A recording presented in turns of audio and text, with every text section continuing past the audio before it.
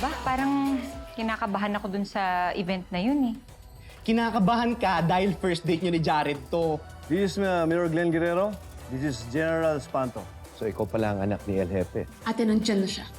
Ano lang gagawin natin? Ilagay mo to kung saan naka-assign yung table ni Espanto. Smile! Kunyari, masaya ka sa date mo kahit di naman talaga. Oh, ayan oh. Bagay sa'yo. Off ah. Yari ka ngayong Kitty. Hindi ko alam kung paano ako makakatsyempo na makalapit dun sa table.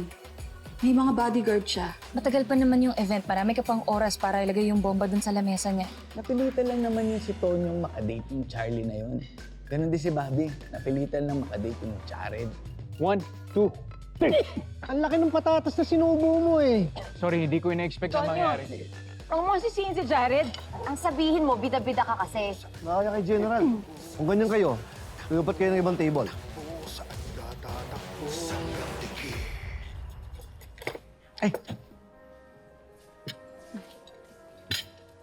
Ang social naman ng food nyo sa event. Escargot. Kaya lang, parang ang hirap na to kainin na maayos. Hindi. Doktora, madali lang yan. Laging kinakain namin to sa amin. Ang gagawin mo lang, tataktakin mo, kaya i-scoop mo yung laman para lumabas. Ganun lang pala. Turuan mo nga ako. Sige po. Di. Ako na. Papakita ko lang kay Doc. Simple lang naman yan, Doc, eh. Kailangan mapalabas tong laman sa loob.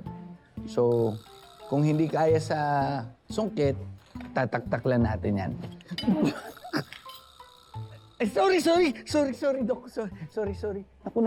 Naku. Sorry. Hindi ko talaga sinasadya. Sorry. Lieutenant Garcia! Sorry. What are you doing, huh? You don't have to do that. She's my girlfriend. Mayor, wala naman akong ginagawang masama eh. Sa katunayan nga, kasama ko pa ngayon yung girlfriend ko. But she's not mine. Ano nga not yours? Ganito kasi yan, Labidab. Hindi mo pagmamayari ang taong mahal mo.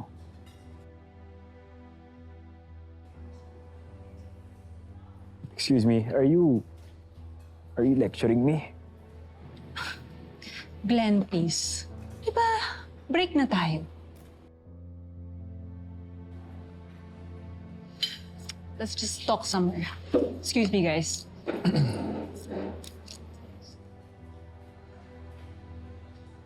Sir Eric, mukhang nagsaselo sa'yo si Mayor ah. Iba din. Talaga ba? Oo, sir. Halatang halata. Talaga palang break talaga sila ni Mayor. Alam niyo, kumain na lang tayo. Tulad nga ng sabi ng Labidabs ko, wala na tayong pakialam sa kanila. Okay? Labidabs, kuha lang kitang wine, ha?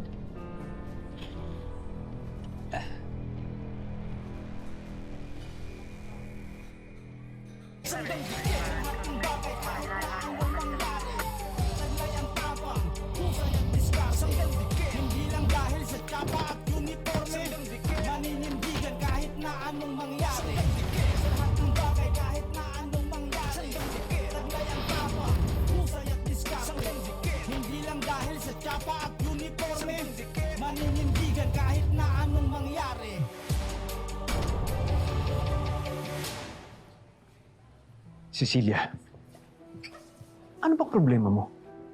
Don't make a scene here. At huwag ka mag-away ng pulis. Event nila ito. Then stay away from Garcia. Pwede ba? Don't tell me what to do. And let me remind you, break na tayo.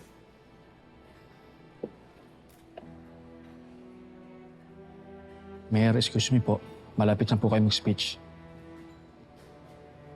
Okay, sige.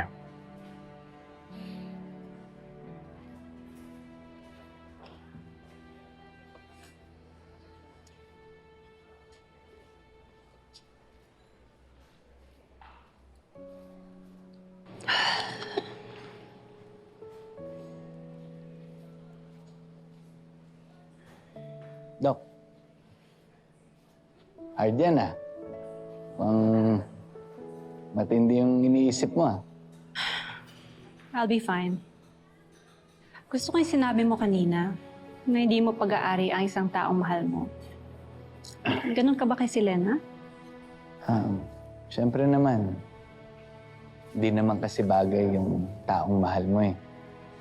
Siyempre, meron din yan sariling opinion, sariling feelings, sariling desisyon na kailangan natin respetuhin.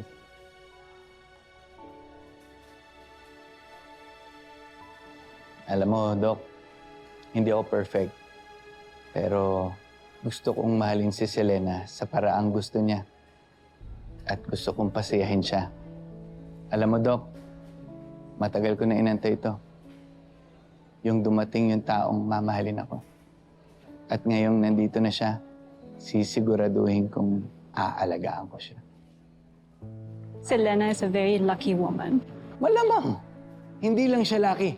Blessed pa. Siyempre ako to eh. Paano, Doc? Buha lang ako ng drink sila. Doc, huwag ka masyado uminom ha. Hinay-hinay lang.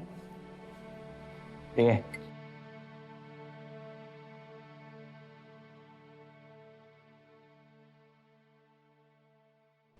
Okay.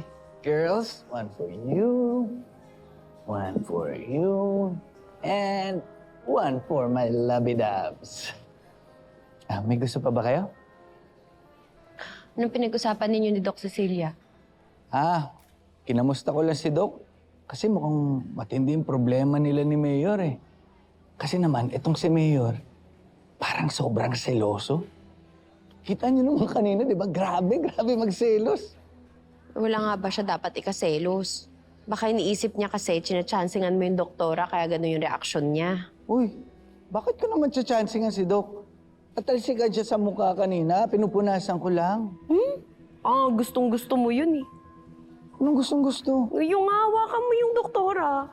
Alam mo, hindi ko napapansin kanina. Simula nung dumating siya dito, biglang nag-iba na yung mood mo. Tapos halos sabihin mo dito sa lahat ng tao na girlfriend mo ko, pagkadating niya, nakalimutan mo na. Oh, teka lang, di ba sinabi mo sa akin huwag ka na ipakilala na girlfriend?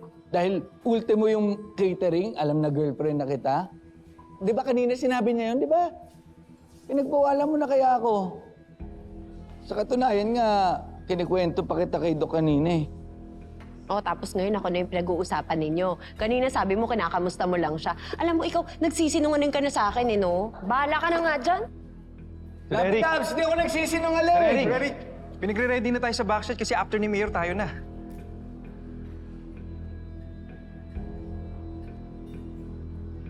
Sige. Mauna na kayo. Susunod kami ni Tonyo. Sunduin ko siya. Sige, sir. Bobby, may gusto ka bang inumin? Kukuha na kita. Meron kaya silang sagot gulaman? Sagot gulaman? I-check ko. Sandali lang. Thank you, Sagot gulaman talaga, Bobby. Baka jologs mo. Charlie, pinanganak ka ba para maging kontrabida sa akin? Bobby, huwag mo isipin na special ka, ha? Naiirita lang talaga ako sa mga kagaya mo, pabebe. Pabebe? Pabebe? Oh, come on, Bobby. Hindi mo alam ginagawa mo? Nagpapakit ka kay Jared, tapos nagpapapansin ka din kay Tonyo. Ang sabihin mo, naiinis ka lang kasi kahit anong gawin mo, hindi ka pinapansin ni Tonyo. Kasi nga, paasa ka. Gustong-gusto mo yung atensyon nila. Pero ang totoo, malandi ka. Ewan ko sa'yo.